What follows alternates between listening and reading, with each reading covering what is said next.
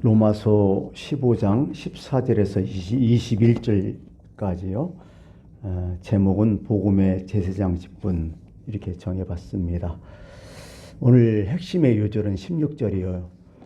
이 은혜는 곧 나로 이방인을 위하여 그리스도 예수의 일꾼이 되어 하나님의 복음의 제사장 직분을 하게 하사 이방인을 제물로 드리는 것이 성령 안에서 거룩하게 되어 받으실 만하게 하려 하심이라.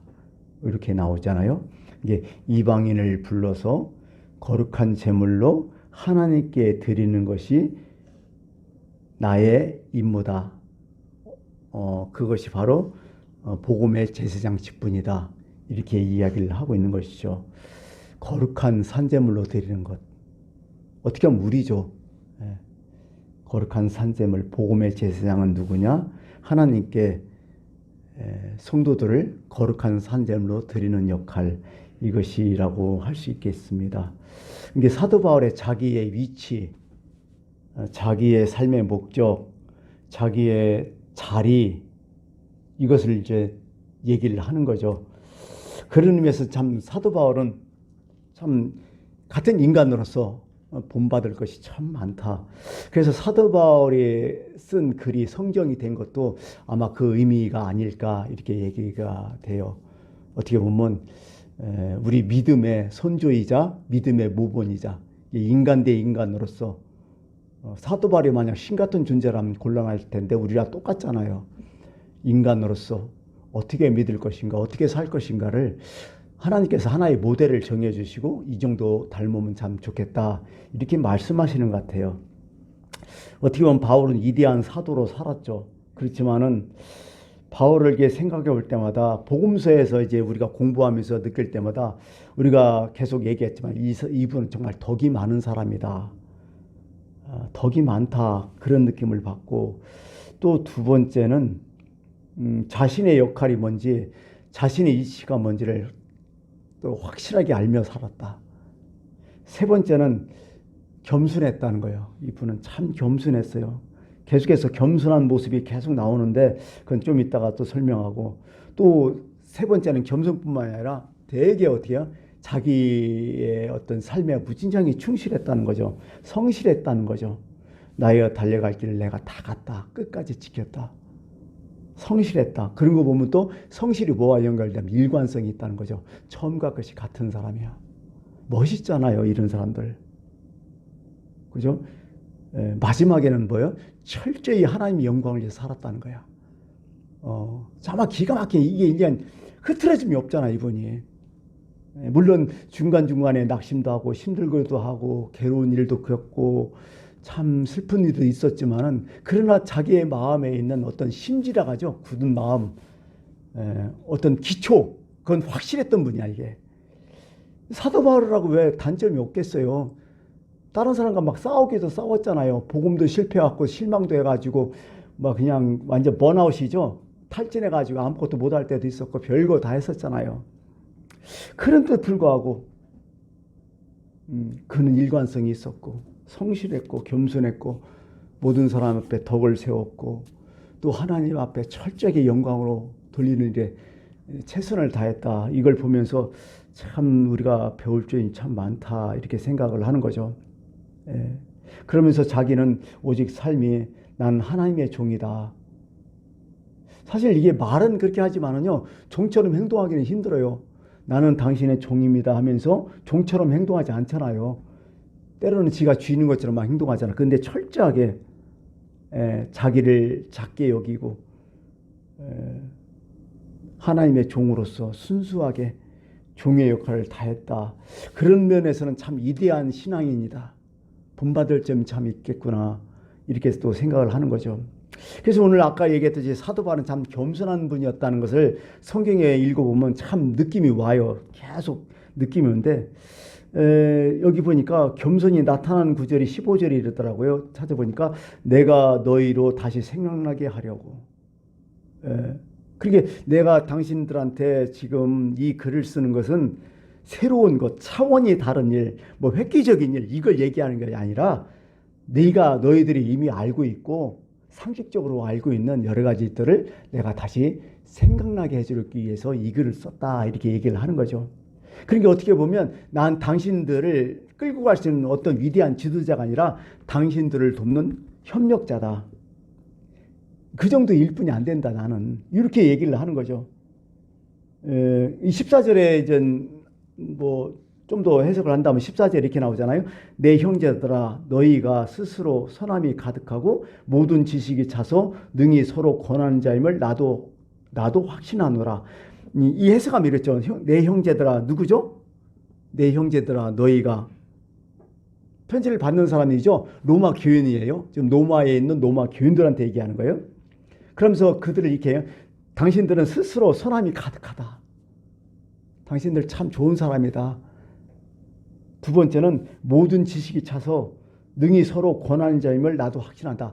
당신들은 정말 무식하지 않고 복음을 알고 있다. 참 잘 알고 있다. 그래서 서로 돕고 이렇게 해서 좀 로마교회를 유지해 가고 있지 않느냐.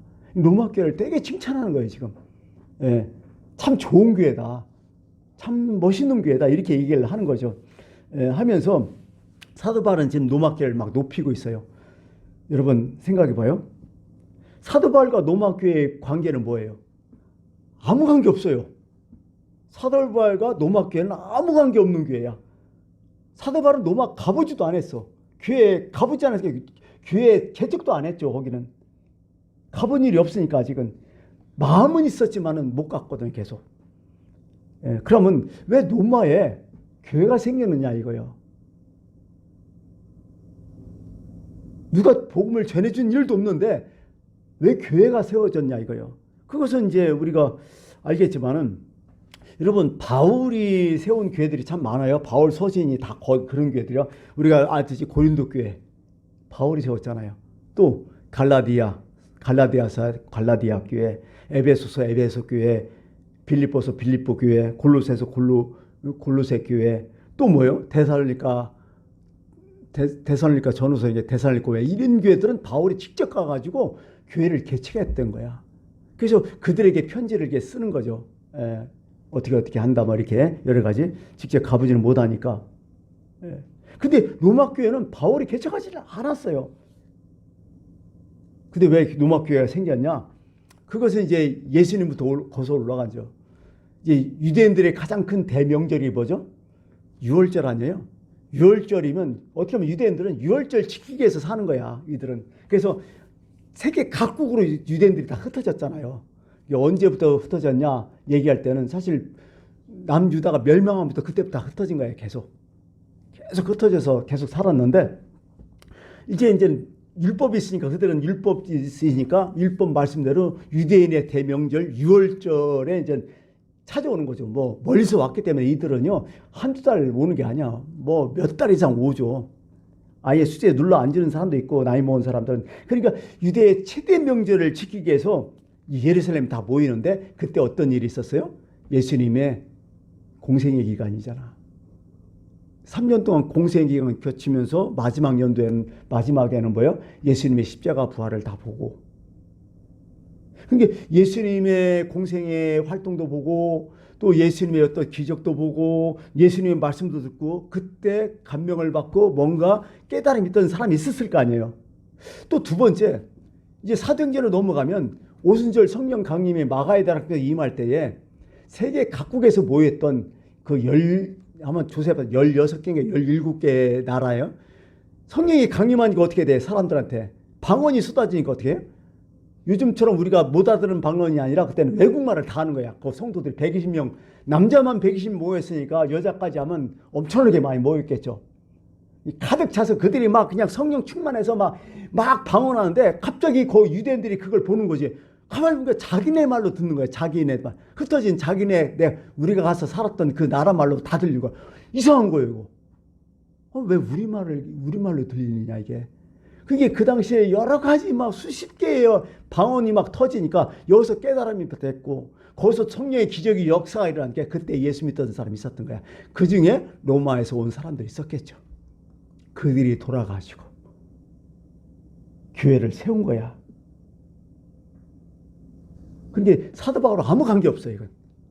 그들 자체가 은혜 받고서 다시 로마에 돌아가서 자체적으로 그들끼리 교회를 세웠던 거죠. 이렇게 개척이 로마 교회가 됐어요. 그래서 바울은 이 로마 교회를 어떻게 얘기하냐? 이것은 이 교회는 인간이 세울 수 없는 거다. 교회는 하나님이 세운 거다. 하나님이 세워졌다. 어떻게 보면 이 예인 교회도 인간이 세웠다고 생각하지 않고 하나님 세운 거예요. 돈 많다고 뭐 여건이 있다고 아니야, 안 되는 거예요. 그건 어떤 하나 서클은 될 수 있어도 교회는 안 돼요. 하나님 세운 거야. 두 번째는 이 교회는 또한 하나님 세우시고 거기서 하나님 사역하신다. 그렇기 때문에 로마 교회도 잘못될 일이 없다. 어떻게 보면 사도 바울은 교회 전문가 아니에요. 요즘 같으면 진짜 대단한 사람 아니에요? 그럼 이렇게도 얘기할 수 있어요. 자기 잘난 척하면서 로마 교회는 지도자도 없고 평신도끼리 그냥 교회를 세웠기 때문에 문제가 있을 것이다. 뭔가 기초가 없고 뭔가 어수선할 것이다. 그러니까 내가 다시 가서 내가 기초부터 차근차근히 가르치고 내가 똑바로 말씀을 가르쳐서 진짜부터 온전한 교회를 내가 만들어주겠다. 이렇게 할 수도 있어요. 근데 전혀 안 하잖아. 사도 바울은. 안 하잖아요. 그런 생각조차 못 하잖아요. 왜? 거기는 교회다. 하나님께서 관리하는 곳이다. 하나님이 사역하시는 곳이다. 누굴 통해서 거기서 교회가 만들어졌던지 이건 하나님이 하신 일이다. 그리고 여기 모인 그 로마교회 교인들은 하나님의 선택한 사람들이다. 함부로 건들지 못하는 사람들이다. 그러면서 14절 말씀이 그런 거죠. 로마교회를 생각할 때마다 그들은 마음이 선함이 가득하고 온갖 지식이 넘치고 지혜로워서 말씀을 모른다는 게 아니죠. 그들 진짜 지혜롭다는 거죠. 그러면서 서로 고민할 능력이 있음을 충분히 나는 잘 알고 있다고 이렇게 로마교회에 대해서 아주 높게 평가를 좀 하고 있는 거죠. 이런 모습이 사도 바울의 겸손이에요. 남 우습게 절대로 안 보죠. 그래서 로마교회의 신앙을 확신하고 있죠. 그러면 생각해봐. 이렇게 참 좋은 교회인데 사도 바울이 굳이 뭐하러 또 로마교회 편지를 쓰냐고. 더 뭘 더 어떻게 하겠다는 거냐고. 그게 오늘의 이제 말씀의 포인트겠죠. 이 사도 바울 마음으로는 진짜 로마교회 가고 싶어. 글도 막 그렇게 썼어요. 난 로마에 가길 원한다. 근데 형편이 안 되는 거야. 절대로 못하는 거야. 그게 이제 어디에 나오냐면 사도행전 20장에 쭉 나와요. 사도행전 20장 그 22, 25절인데요. 사도 바울이 제 세 번째 전도 여행을 끝나고 돌아오는 길이죠. 3차 전도 여행이죠. 전도하면서 세 번째 나갔다가 다시 돌아오는 길인데 거기서 에베소인가? 네, 에베소에서 장로들과 어떤 성도들을 모아놓고 마지막 고별 설교를 해요. 고별 설교. 마지막 사도 바울은 그때요. 자기가 죽을지도 모른다는 생각을 갖고 있었어요. 왜? 많은 사람들이 예언하기를 본인도 하나님의 음성을 듣기를 네가 예루살렘 가면 엄청나게 고난을 받을 것이다. 진짜 큰 일을 겪을 것이다. 이런 예언을 받아요. 많은 사람들도 그렇게 얘기해요. 가지 말라고. 근데 사도 바울은 아니야. 또 한곳에 마음속에는 내가 가야 될 길이 예루살렘이 있기 때문에 내가 죽더라도 나는 예루살렘에서 죽겠다. 예수님 그랬죠. 선지자가 예루살렘 밖에서 죽는 일이 없다고. 나도 예루살렘 가서 죽겠다 하면서 굳은 결심으로 험지에 들어가는 거죠. 그러면서 에베소가 자기가 이제 개척한 교회고 잘 알잖아요. 그러니까 성도들 다 모아놓고 이렇게 얘기해요. 보라, 나는 성령에 매여 예루살렘으로 가는데 거기서 무슨 일을 당하는지 나는 알지 못한다. 오직 성령이 각성해서 내게 증언하여 결박과 환난이 나를 기다린다고 하시나 내가 달려갈 길과 주 예수께 받은 사명 곧 하나님의 은혜의 복음을 증언하는 일을 마치려 하면은 나의 생명조차 조금도 귀한 것으로 여기지 아니하노라. 기가 막히죠. 보라, 내가 여러분 중에 왕래하며 하나님 나라를 전파하였으나 이제는 여러분이 다 내 얼굴을 다시 보지 못할 줄로 아노라. 이 사도 바울이 고별한 거야. 마지막일지도 모른다. 그러면서 이런저런 얘기를 쭉 하죠. 바로 인 거야. 이게 예루살렘 거 죽어요. 그런데요, 예루살렘에서 이제 생각을 하는 거지. 내가 죽을지도 모르니까 로마 교회 진짜 가고 싶다. 로마 교회를 정말 좋아하는데 그러면 내가 못 가니까 다음에 로마 교회 가고 싶었는데 내가 형편이 이렇게 돼가지고 지금 못 가는 형편이 됐으니까 그럼 어떡하냐? 편지를 좀 쓰겠다. 그러면서 자신의 혼신의 모든 것을 다 짜내서 지은 것이 바로 로마서예요. 그게 어떻게 보면 사도 바울은요, 자신이 죽을 걸 알고 사실 죽지는 않죠. 감옥에 2년 동안 있다가 호송돼 갖고 로마로 나중에 갔는데 그 당시에는 죽지는 않지만은 그러나 바울 입장에서 어떻게 해요? 인간 앞일 잘 모르잖아요, 우리처럼. 그러니까 어떻게 돼요? 내가 죽을지는 모른다. 곧 유대인들한테 죽을 것이다. 그러니까 내가 마지막 유언 같은 글을 하나 남기자. 그러면서 로마 교회에 보내는 서신을 쓰게 된 거죠. 이게 로마서를 쭉 읽어보면요, 복음이 뭔지 우리가 알잖아요. 복음이 뭔지, 그 복음을 받은 사람이 어떻게 사는지를 일목요연하게, 아주 간단하고 일목요연하게 유언같이 쓴 것이 바로 로마서예요. 그래서 로마서가 유명한 거예요. 그래서요. 바로 그런 거죠, 이게. 예. 로마서를 처음 쓸 때 이렇게 얘기를 하죠. 내가 로마에 가고자 한다. 로마서 처음 문장이래요. 내가 로마에 가고자 한다. 내가 가려고 하는 것은 내가 무슨 특별한 말을 하려고 너희에게 이 글을 이것을 하는 게 아니다. 너희의 잘못된 신앙을 교정하겠다는 것도 아니다. 그러면 뭘 하겠다는 거냐? 로마서 1장 11, 12절에 이렇게 나와요. 내가 너희 보기를 간절히 원하는 것은 어떠한 신령한 은사를 너희에게 나누어 주어 너희로 견고하게 하려 함이니 이는 곧 내가 너희 가운데서 너희와 나의 믿음으로 말미암아 피차 아니함을 얻으려 함이라. 이게 로마 교회를 가고자 하는 마음을 이제 전달해 주는데 이 글인데요. 이게 사실 좀 어려워요. 그래서 쉽게 쓴 현대인의 성경, 다시 번역 성경을 찾아봤어요. 이렇게 돼요. 이처럼 내가 여러분을 간절히 만나려고 하는 것은 영적인 축복을 나눔으로써 여러분의 믿음을 강하게 하라는 것입니다. 다시 말해서 여러분과 내가 서로 믿음을 통해서 힘을 얻으려는 것입니다. 이 얘기죠. 다시 말해서 이런 거죠. 하나님께서 내게 주신 은사가 있다. 은혜가 있다. 예. 그것을 너무 감사해서 너무 커서 여러분에게 그것을 조금이라도 나눠주고 싶다. 그런 얘기야. 예. 너희가 믿음 생활하는데 보탬이 됐으면 좋겠다. 내 은혜를.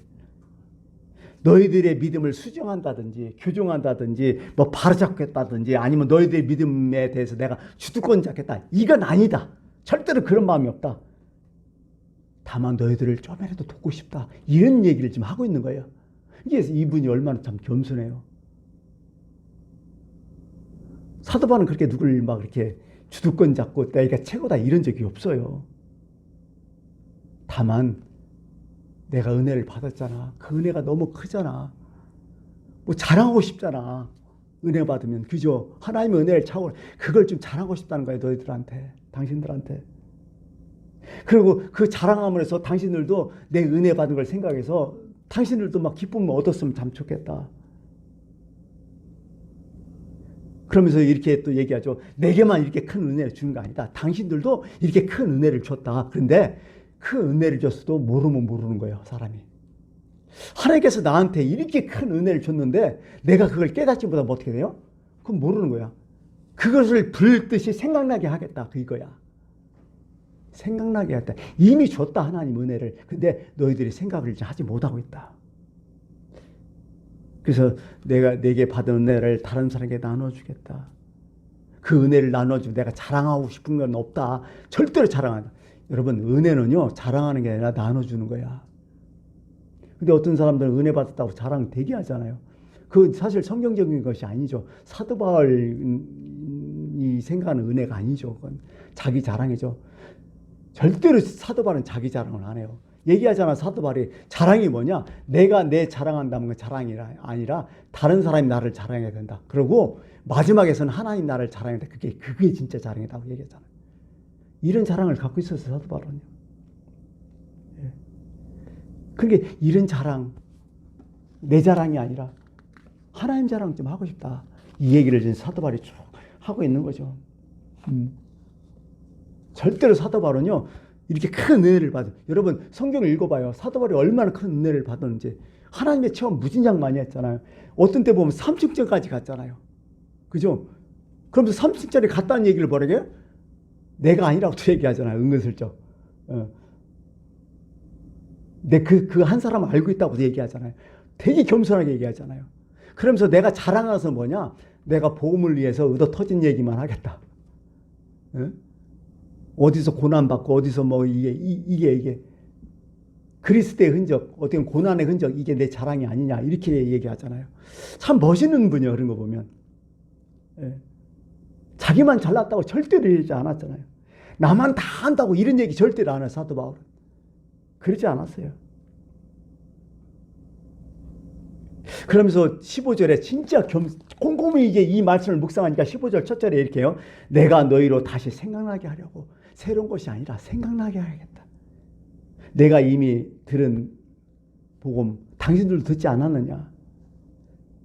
서로 모르는 것이 아니다. 알고 있지만 생각나지 않다 지금. 기억나게 해서 또 기억난 것을 새롭게 해주겠다.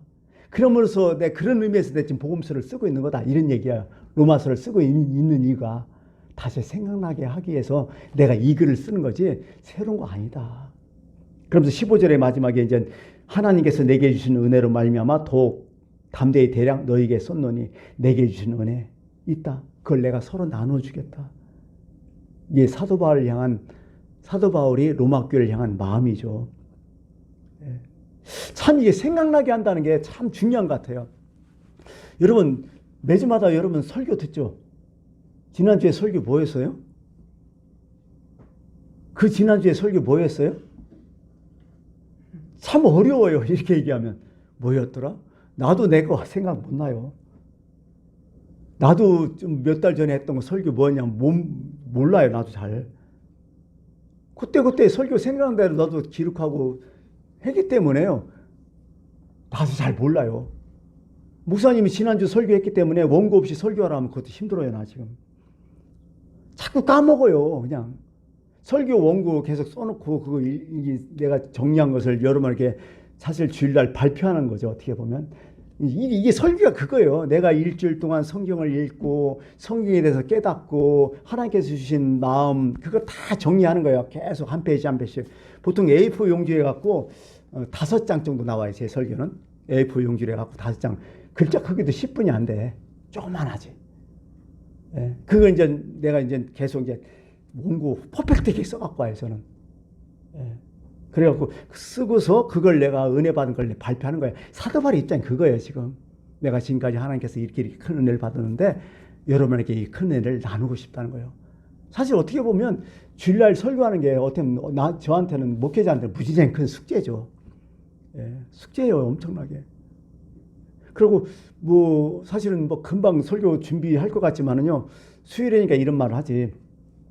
설교하는 게 진짜 힘들어요. 주일날 예배 딱 끝나잖아요. 그 다음 주 설교할 걸 그때부터 고민되는 거예요. 이제 일주일 내내. 월요일 정도 되면 본문 말씀 대충 잡아야 돼. 안 잡으면 골치 아파. 허둥대. 늦게 가서 잡혀지는 안 잡혀져 절대로. 오지라도 잡아놓아야 돼. 잡아놓고다가 나중에 수일할 정도 넘어서서 또 한 번 봤는데 이게 마음에 안 들으면 또 그때 또 바꿔요. 잘못하면. 이번 주가 그런 영역. 처음에는 이 말씀 하자 하다가 중간에 지금 어젠가 또 바꿨어요. 뭐 그런 생각 드는 거예요. 그러고서 이제 조금씩 하면서 정리하고서 나온 것이 이제 보통 토요일 날 오전 아니면 금요일, 빠르면 금요일 날 저녁에 설교 원고가 마무리돼서 설교를 또 훑어보죠. 뭐 여러 가지 있는데 설교를 쭉 하잖아요. 하면서 말씀이 자꾸 생각나요. 어떤 설교를 하겠다면 말씀이 지금까지 읽었던 말씀이 툭툭툭 떠올라요. 여기서 끼워 맞추고 여기서 툭 떠올라요. 그거 조합하는 거예요. 사실 저도요. 편집한다고 하죠. 그걸. 그래서 보면요. 성경에 이런 말씀이 있어요. 요한복음 16장 4절에 예수님이 뭐라 하냐면 오직 너희에게 이 말을 하는 것은 보혜사 성령을 얘기하면서 이렇게 해요. 그때를 당하면 내가 너희에게 말하는 이것을 기억나게 하려 함이라. 처음부터 이 말을 하지 않는 것은 내가 너희와 함께 있었습니다. 그때를 당하면 내가 기억나게 해주겠다. 예수님이 막 여러 가지 많은 말씀했을 거 아니에요. 기억 안 나. 계절도 기억 안 나. 그때 무슨 문제를 딱 당하니까 어떻게 돼요? 그때 기억나게 해요. 그 누가 하신다고요? 성령께서 해주겠다. 바로 이런 거죠. 설교도 바로 그런 것 같아요. 이미 내가 들었던 지식이 있어요. 그 말씀이 있어요. 여러분 주일날 계속 와서 설교 말씀 듣잖아요. 수요일도 막 듣고. 근데 다 까먹어. 근데 여러분 생각해봐요. 내가 어떤 문제가 탁 터지든지 일 있으면 그 말씀이 어떻게 돼요? 기억나요 이제 그때.